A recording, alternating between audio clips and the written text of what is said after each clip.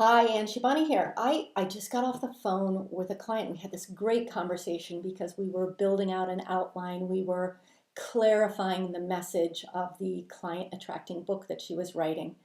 And she had this great statement. She said, I want to create a Trojan horse.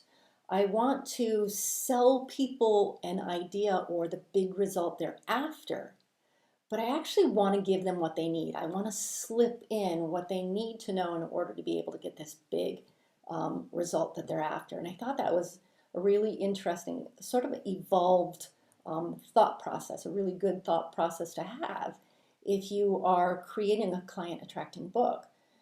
So, for those of you who remember or don't, the Trojan horse was that big wooden horse structure the Greeks brought to the doors of Troy.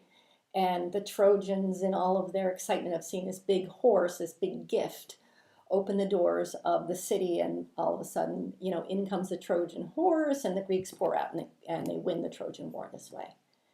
And so it's essentially disguising the real matter at hand with something very alluring.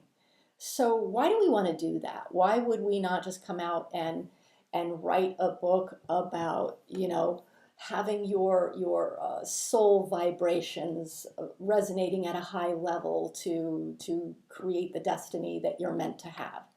Well, first of all, nobody really understands that. Second of all, it was Eben Pagan, the big marketing online guru, who said people generally buy or they'll spend money on information products or they'll spend money on courses because they're after one of three big results. They're looking to get laid, they're looking to get paid, or they're looking to look fab. So if your information product, your book, satisfies one of those big desires, getting laid, getting more money, getting paid, looking fab, then people will spend time and money and their attention.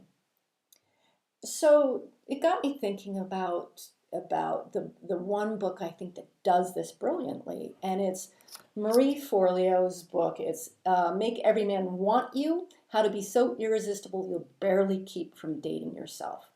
So for those of you who know Marie Forleo, she currently teaches young female entrepreneurs how to market for themselves, how to create great copy, how to build out a business. And of course, she started out as a life coach, as a relationship expert, and morphed as time went on. But when she wrote the book, she realized that if she wanted to write a personal development book for her audience, a young 25-year-old, most of her audience wouldn't resonate with that. They wouldn't get it. Maybe they wouldn't see her as somebody appropriate for giving them that kind of advice. So she turned around and gave them what they wanted. What does a 25-year-old woman want? Well, an awful lot of them want to date and they want to attract a really amazing partner and they want to get, married or laid, as Evan Pagan might house that big result. And so she wrote this book and she's giving people what they want, how to attract a great guy, but at the same time, she's giving them what they need, which is essentially, if you want to attract a great guy, you actually have to get your shit together and be a great woman, and then you'll be attracted to them. So she gives them what they want and slips in, like vegetables, what they need. An interesting side note, she wrote that book probably back in 2006. She self-published it, she sold it, she promoted it, she marketed it, she sold tons of them. So in 2008, I think it was McGraw-Hill came and bought that intellectual property and then republished it under their name. So a couple of great pieces of concept here, a couple of good concepts. One, give people what they want and sell them what they need, and your title can do an awful lot of that work. And number two, not everybody's got the following of Marie Forleo. Marie Forleo didn't have the following of Marie Forleo, but she got a book deal because she had a big following and they all bought that book. Anyway, hope that you find this just as useful and helpful as I hope my client did. Talk to you soon.